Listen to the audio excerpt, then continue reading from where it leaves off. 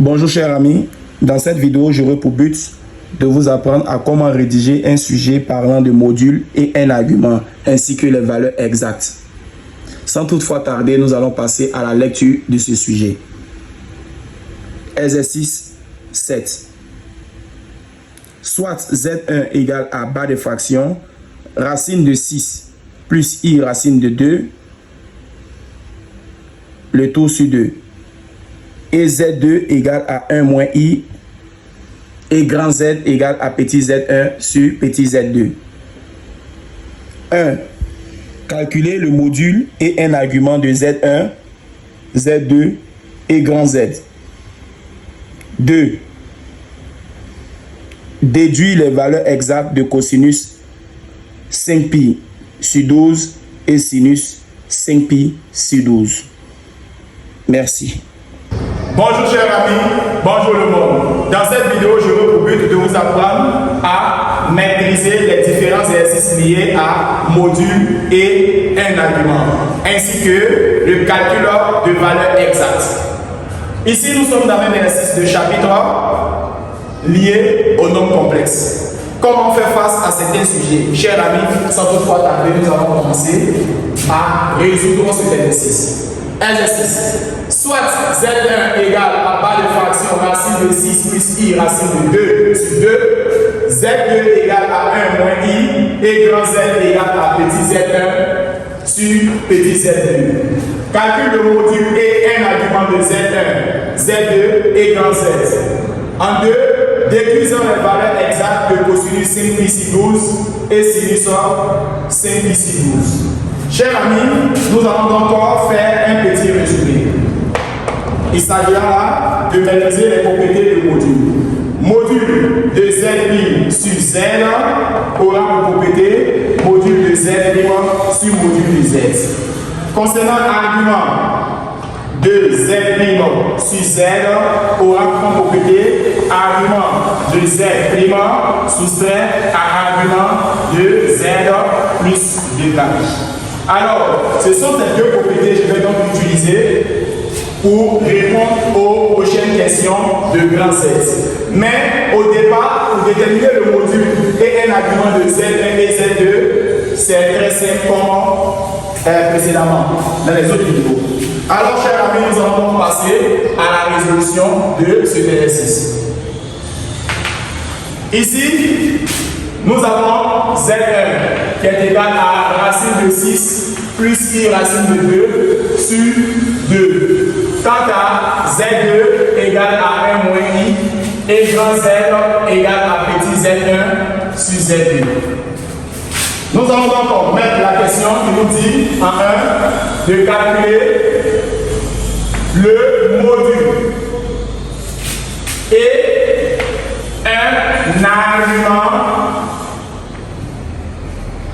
de Z1, Z2 et de grand Z.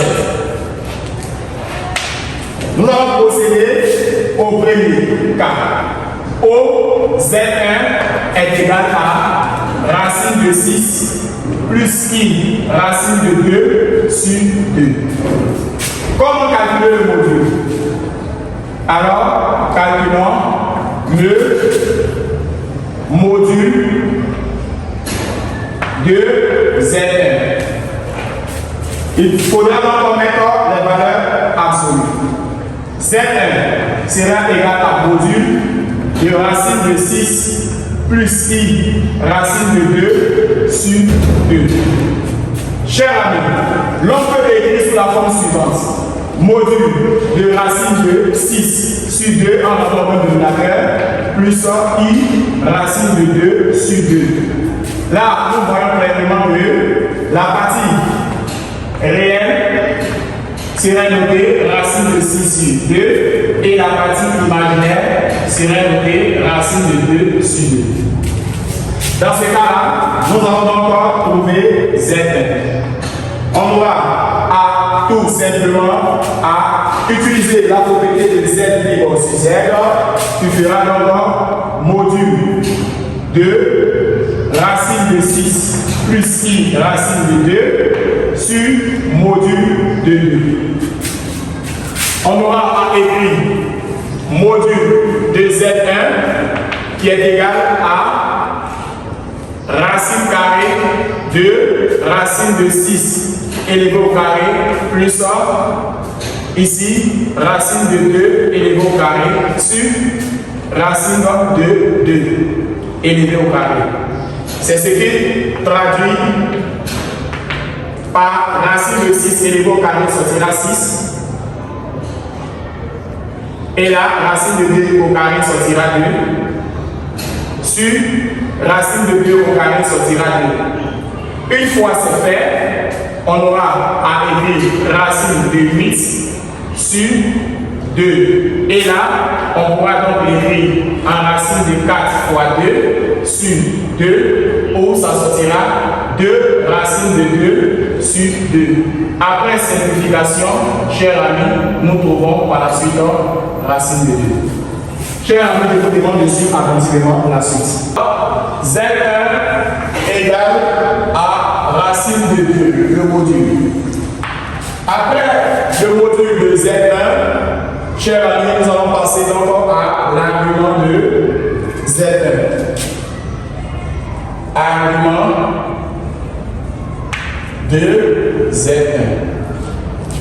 Pour émettre l'hypothèse comme l'indice est 1, soit θ1, l'argument de Z1. On aura là cosinus θ1 et là sinus θ1. Cosinus θ1 égale à la partie réelle sur le module. Et la partie imaginaire sur le module. La partie réelle, on avait décortiqué la partie réelle qui était racine de 6 au-dessus 2. Sur le module, racine de 2. On aura racine de 6 sur 2 multiplié par l'inverse.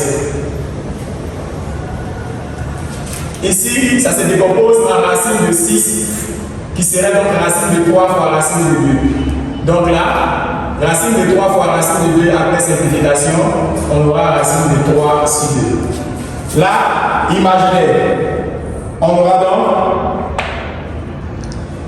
racine de 2 sur 2 sur le module racine de 2. On aura racine de 2 sur 2 multiplié par son inverse. Après simplification, on obtiendra un demi. On aura cosinus θ1 et là sinus θ1.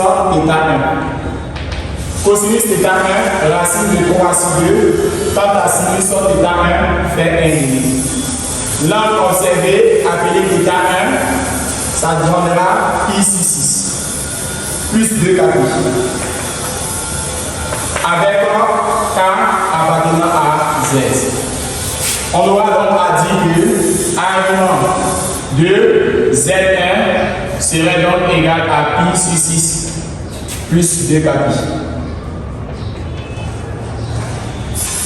Une fois c'est fait, chers amis, nous allons passer au cas Z2. Pour Z2, Z2 est égal à 1 moins I précédemment. Alors, nous allons calculer le module. Alors, pour calculer le module de Z2, tout simplement, il faudra mettre une valeur absolue. Z2 serait donc égal à 1 moins I avec valeur absolue. On aura Z2 qui est égal à radical de 1 au carré plus moins 1 au carré. On a Z2 égal à 1 au carré qui donne 1 et moins 1 au carré qui donne 1. On a Z2 qui est égal à racine de 2. Chers amis, nous trouvons donc racine de 2 pour le module. Nous allons procéder au calcul d'argument. Argument de Z2. Dans ce cas-là, chers amis, l'on dira soit θ2, l'argument de Z2. On aura à écrire cosinus θ2 et là, sinus θ2 à cause de l'indice 2. Cosinus θ2 égale à partie réelle. La partie réelle sur le module de Z2. Et la partie imaginaire sur le module de Z2. La partie réelle, il s'agit de 1. Et la partie, le module, il s'agit de racine de 2. À l'aide de l'expression conjuguée, nous obtenons racine de 2 sur 2. Imaginaire égale à moins 1 sur le module racine de 2. L'on obtiendra moins racine de 2 sur 2. À l'aide de la calculatrice θ2, on prend cosinus pour calculer l'angle et on impose le signe de sinus. Dans ce cas-là, on aura donc moins pi sur 4 plus 2 4. Dans ce cas, on dira que K appartenant à Z. On aura à écrire argument de Z2 qui serait donc égal à moins pi sur 4 plus 2 4. On vient de finir l'argument de Z2. Nous allons procéder au cas appelé grand Z. Or, grand Z égale à petit Z1 sur petit Z2. Nous allons procéder au calcul du module. Calculons le module de grand Z. Module de grand Z égale à module de petit Z1 sur Z2. Le module de petit Z1 sur le module de petit Z2. D'après notre calcul, le module de petit Z1 égale à racine de 2. Le module de petit Z2 égale aussi à racine de 2. Dans ce cas, grand Z égale à 1. Le module, une fois trouvé, nous allons procéder au calcul d'argument. Argument de grand Z. Soit θ, l'argument de grand Z. On aura à écrire cosinus θ et la partie réelle sur module. Cosinus θ égale partie imaginaire sur le module. Mais de grâce, lorsque vous rencontrez une superposition, je préférerais que vous utilisez cette technique-là. Argument de Z1 sur Z2 serait donc égal à argument de Z1 soustrait à l'argument de Z2 plus 2 4. Si vous utilisez cette méthode, il est impératif pour vous de trouver la réponse plus rapidement. On sait que grand Z égale à petit Z1 sur Z2. Du coup, argument de grand Z serait donc argument de petit Z1 sur Z2. Nous avons donc Z1 en termes d'argument. L'autre côté et Z2 en termes d'argument là. Nous allons donc avoir l'argument de Z1 soustrait à l'argument de Z2 et puis faire le simple calcul. Suivez attentivement la suite. On avait signifié que l'argument de grand Z était égal à argument de Z1 sur Z2. Alors, argument de grand Z serait donc égal à argument de notre Z1. Notre Z1, on avait trouvé racine de 6 plus I racine de 2 sur 2 avec la propriété de argument de Z1 soustrait à argument de Z2. Alors nous allons avoir argument de cette écriture-là soustrait à argument de notre Z2. Notre Z2 se présente sous la forme de 1 moins I. Alors, argument de Z égale à argument. Et cette écriture-là, lorsque nous avons décortiqué, nous avons dit que la partie réelle était racine de 6 sur 2, plus I racine de 2 sur 2. Et là, on avait signifié que c'était déjà sous la forme de partie réelle et partie imaginaire. Et là, nous avons donc prouvé en termes d'argument qui donnait encore pi sur 6. Lorsqu'on a calculé l'argument de ça, soustraire, et lorsqu'on a calculé l'argument de 1 moins I, nous avons trouvé moins I sur 4 plus 2 ici le moins à multiplier par moins donnera encore I sur 6 ici plus I sur 4. C'est dans ce cas que nous avons le même dénominateur 4 fois I plus 6 fois I sur 24. Alors 4I plus 6I nous donnons 10 sur 24 pi. Alors ici multiple de 5 et là si tu veux faire multiple de 2 on aura donc ici 5 et là multiple de 2 on aura 12 et là pi. On pourra donc dire 5pi sur 12.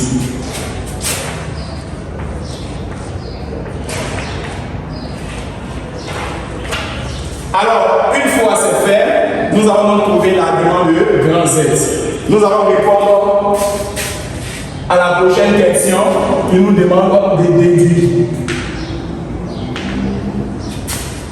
les valeurs exactes de cosinus 5pi sur 12 et de sinus 5pi sur 12. Chers amis, comment déterminer les valeurs exactes? Commençons par cosinus 5pi sur 12.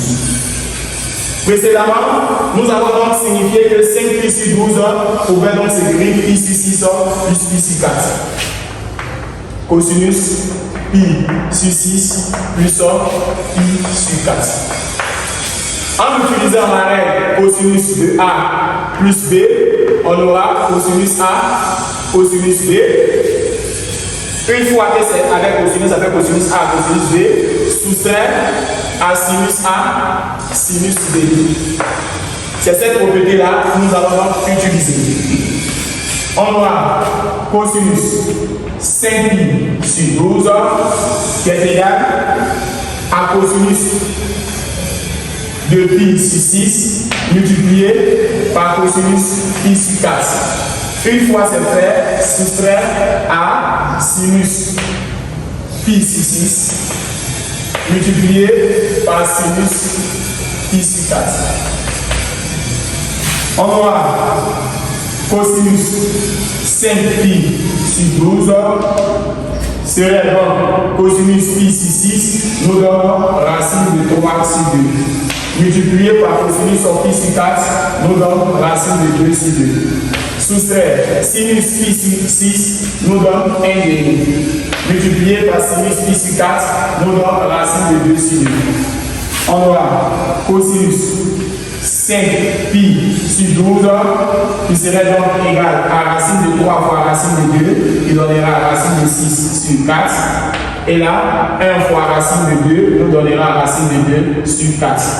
En avant le dénominateur, l'on obtiendra par la suite cosinus 5pi sur 12 égale à racine de 6 moins racine de 2 sur 4. Voici donc la valeur exacte. Alors, pour ceux qui se posent la question, comment 5pi sur 12 est devenu pi sur 6 plus pi sur 4? On avait donc dit que pi sur 6 plus pi sur 4 a donné donc finalement 5pi sur 12. Donc, voici pourquoi. Alors, chers amis, vous allez suivre attentivement. Nous allons passer au cas sinus 5pi sur 12. Suivez. Déterminer sinus à son tour 5pi sur 12. On avait décortiqué que cosinus sinus 5pi sur 12 était l'équivalent de sinus de pi sur 6 additionné à pi sur 4. Alors nous allons donc utiliser la propriété suivante, sinus de A plus B, qui fera d'abord sinus de A, mais cosinus de B, c'est la propriété. Et quand c'est plus vous gardez donc plus cosinus de A, sinus de B. Alors une fois c'est fait, cette propriété va m'aider à déterminer la réponse. On aura donc sinus de 5pi sur 12 qui serait donc égal à sinus de A, donc sinus de pi sur 6. Une fois c'est fait, ça serait cosinus de l'autre, pi sur 4. Une fois c'est bon, additionner à cosinus de pi sur 6 multiplié par sinus pi sur 4. Donc cosinus de premier et sinus de deuxième.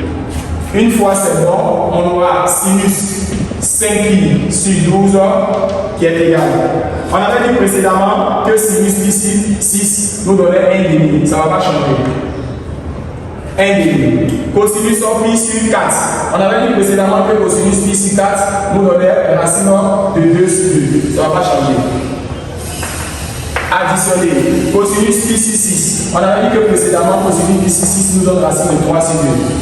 Racine de 3 sur 2. On avait dit que sinus pi sur 4 nous donne racine de 2 sur 2. Ça ne va pas changer. Sinus de 2, racine de 2 sur 2.